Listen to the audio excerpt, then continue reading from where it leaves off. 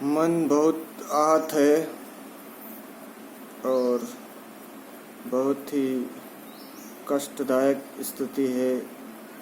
बोल पाना संभव नहीं है, फिर भी कोशिश कर रहा हूँ। नहीं बोल पाया आज तो जिंदा रहना भी उचित नहीं। आज जो कुछ हो रहा है, जो परिदृश्य हम देख रहे हैं, उससे लगता है कि राजनीति में क्या इंसानियत बची है। शर्मनाक, दर्दनाक और इससे घटियापन और इससे खतरनाक स्थिति और क्या हो सकती है। दोस्तों, जो वीडियो चल रहे हैं सोशल मीडिया पे, जो आज परिदृश्य चल रहा है मणिपुर का, पिछले 3 महीने से मणिपुर जल रहा है और इस देश के हुक्मरानों को, इस देश के हुक्मरान, राज्य के, मणिपुर राज्य के हुक्मरान लाशों की राजनीति तो कर ही रहे थे। इससे पहले ही लोग लाशों की राजनीति करते आ रहे थे। लोगों की लाशों के ऊपर चल करके अपना शासन, अपनी राजगद्दी को हासिल कर रहे थे, लेकिन महिलाओं की अस्मिता को भी दांव पे लगा देंगे, ये अब देखने को मिल रहा है, जो कि बहुत ही हृदय को कष्ट पहुंचाने वाला है और पूरे देश के लिए ये घटना शर्मसार करने वाली है। तो सभी साथियों के लिए यही कहना चाहूँगा कि इस घटना के बारे में आप भी बोलिए। जब सरकारें, जब हुक्मरान, जब नेताओं की नेताओं में इंसानियत मर जाती है, उनके अंदर जो संवेदनशीलता है वो मर जाती है, तब जनता ही होती है जो उन्हें मार्ग दिखा सकती है, उन्हें बता सकती है कि तुम कितने गलत हो या तुम जो निर्णय लेना चाहिए था तुम्हें वो क्यों नहीं ले रहे हो। तो साथियों, मणिपुर का आपको पता है कि क्या हिस्ट्री है। उसकी भौगोलिक स्थिति ऐसी है जिसमें 90% पहाड़ी क्षेत्र है और 10% घाटियां हैं, वैली क्षेत्र है। जिन पहाड़ी क्षेत्रों में 90% हिस्से पे जो जनजाति निवास करती है, नागा जनजाति और कुकी जनजाति निवास करती है, जो ट्राइब्स है, और दोस्तों बाकी के हिस्से पर 10% भाग में जो मैती जनजाति निवास करती है। मैती जनजाति के पास शक्ति है, पावर है उसके पास, आर्थिक रूप से वो सक्षम लोग हैं। उनके पास 60 में से 40 विधायक हैं। राजनीतिक रूप से भी वो डोमिनेट जाति है। और ये जो घटनाएं हो रही है वो आपस में कई सालों से उनमें आपस में तनाव चल रहा है, लेकिन उन सारी चीज़ों के बाद भी वो कई सालों से साथ में जीते आ रहे थे। ये सारी जो घटनाएं हुई, दंगा हुआ, ये तब हुआ जब मैती जनजाति के पक्ष में एसटी में शामिल होने का कोर्ट का जजमेंट आया। तो उसके खिलाफ जो कुकी जनजाति के लोग थे, उन्होंने उनके खिलाफ या उनके विरुद्ध आगे सुप्रीम कोर्ट में जाने के लिए याचिका दायर करने की बात की, उसका विरोध करने का प्रयास किया। तो 3 मई की घटना हुई थी, इसमें विरोध किया गया था और उस विरोध में था कि उनको मैती जनजाति अपने आप में सक्षम जनजाति, मैती जो जाति है वो सक्षम जाति है, उसके बाद उनके पास पावर है, उनके राजनीतिक रूप से सक्षम है और वो रहते हैं वैली क्षेत्र में।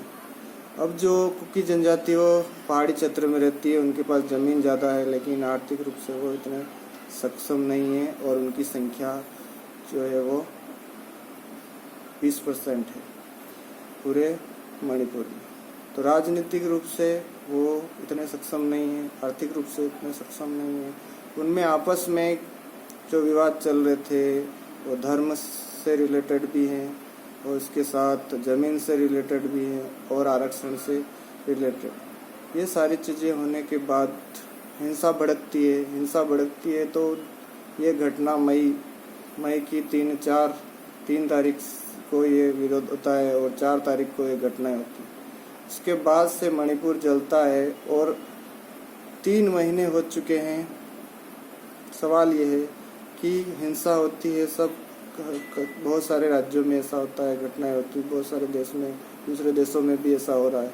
लेकिन सरकार जिसकी जिम्मेदारी है, वहाँ पर प्रश्न ये उठ रहे हैं कि जो घटना हुई है, 4 तारीख की घटना हुई है, वो इतने हृदय विदारक है जिसके बारे में अपन बोल भी नहीं सकते हैं। इतनी खतरनाक है कि ऐसी इतनी खतरनाक घटना हुई है जिसमें महिलाओं के साथ जितना खतरनाक, जितना दरिंदगी के साथ व्यवहार किया गया, जितना उनके साथ अत्याचार किया गया, उनको नंगा किया गया, उनके साथ सामूहिक बलात्कार किया गया, उनका जुलूस निकाला गया, उनके अंगों के साथ खिलवाड़ किया गया, ये सारी चीज़ें वीडियो जब आया उसके बाद अब उसके खिलाफ कार्रवाई हो रही, सब लोग बोल रहे हैं तो एक्शन कर रही सरकार। तो इतना समय हो गया था, 3 महीने हो चुके, सरकार ने इन दंगों को, इन घटनाओं को रोकने का प्रयास क्यों नहीं किया? सरकार से जो वीरेंद्र सिंह सीएम है उसने एक्शन क्यों नहीं लिया? मोदी जी ने अभी तक उसको सीएम को बर्खास्त क्यों नहीं किया? जितने भी मीडिया है वो वहाँ की सच्चाई सामने क्यों नहीं ला रहा है? तो मानवता के लिए आज आप सोच सकते हो कि किसी भी राजनीतिक पार्टी, नेता और पार्टियां सब लोगों के लाशों पे चल के अपने गद्दी के लिए प्रयास करते, उसको हासिल करती है। लेकिन इस हद तक सरकारें, इस हद तक नेता, इस हद तक पार्टियां जाएगी और उन लोग जो दरिंदे हैं, जो इस तरह की घटनाओं को अंजाम दे रहे हैं, उनको सजा देने की बजाय उन सारी घटनाओं को दबाया जा रहा है। पुलिस उन लोगों में शामिल हो रही है। पुलिस के पास सवाल ये है कि पुलिस के पास जो हथियार है, उन लोगों के पास इतने आधुनिक हथियार कैसे पहुंच रहे हैं?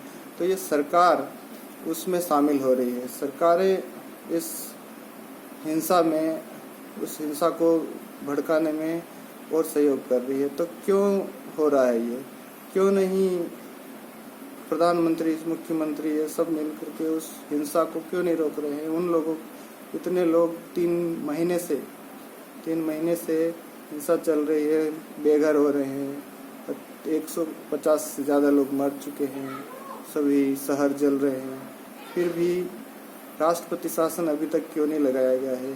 और उन महिलाओं की जो 19 तारीख को ये वीडियो वायरल नहीं होता तो इस देश को, दुनिया को पता नहीं चलता कि कितनी दरिंदगी हुई। ये तो एक वीडियो जो वायरल हुआ, इससे पहले कितनी घटनाएं हुई है, किस हद तक उनके साथ दरिंदगी हुई है, उसके बाद उनके साथ क्या हुआ है।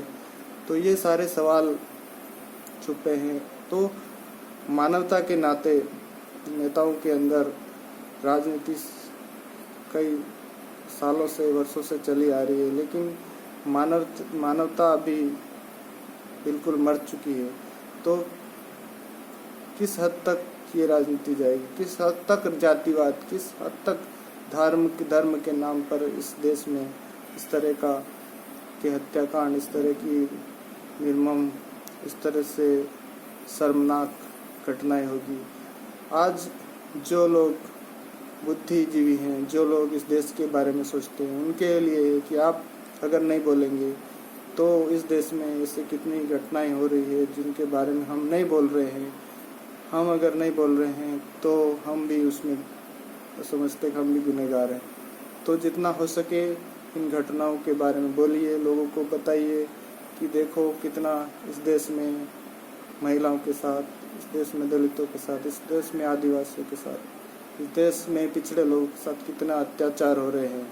तो आज अगर हम नहीं बोलते हैं तो आगे जा कर के हमारी जो पीढ़ियां हैं वो कहेगी कि हमारे जो वंशजों ने कुछ अगर बोला होता, कुछ आवाज़ उठाई होती, कुछ हमारे इसके खिलाफ कुछ प्रदर्शन किया होता, इसके खिलाफ कुछ कार्रवाई की होती, तो आगे जाकर ऐसी स्थिति नहीं पैदा होती।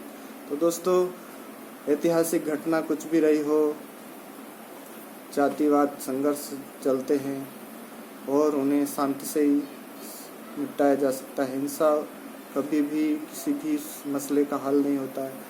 तो बड़ी बात यह है कि ये नेता, ये मुख्यमंत्री, ये प्रधानमंत्री, ये सब मिलकर के इस हिंसा को न रोक करके उस हिंसा, उस समस्या का समाधान न निकाल करके उससे दूर क्यों भाग रहे हैं? अभी तक उसका समाधान क्यों नहीं किया गया?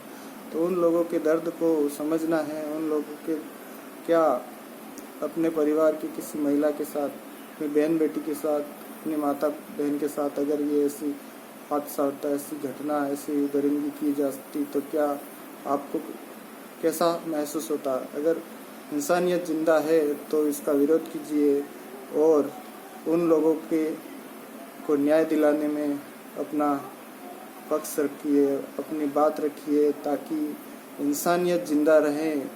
आज हम जितने भी लोग हैं, पढ़े लिखे हैं, सब जातिवाद, धर्म और कब तक इन मुद्दों पर इन लोगों को वोट देते रहेंगे?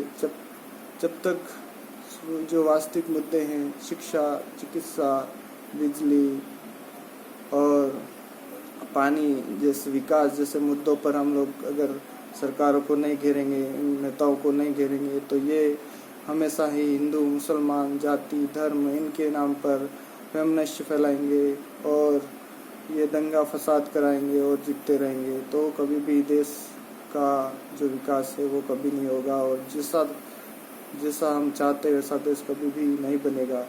तो हमें अपने आप पर ऐसे लोगों को देखना है कि ये जो भी लोग हैं वो ऐसे मुद्दे लेके आते हैं, उनका बहिष्कार करना है। और हमें यहाँ पर मानवता की बात करनी है और हमें यहाँ पर इंसानियत, महिलाओं की आबरू के ऊपर हमें अपना विचार रखना है। हमें कोशिश करनी है कि हम बोलें इस मुद्दे पर।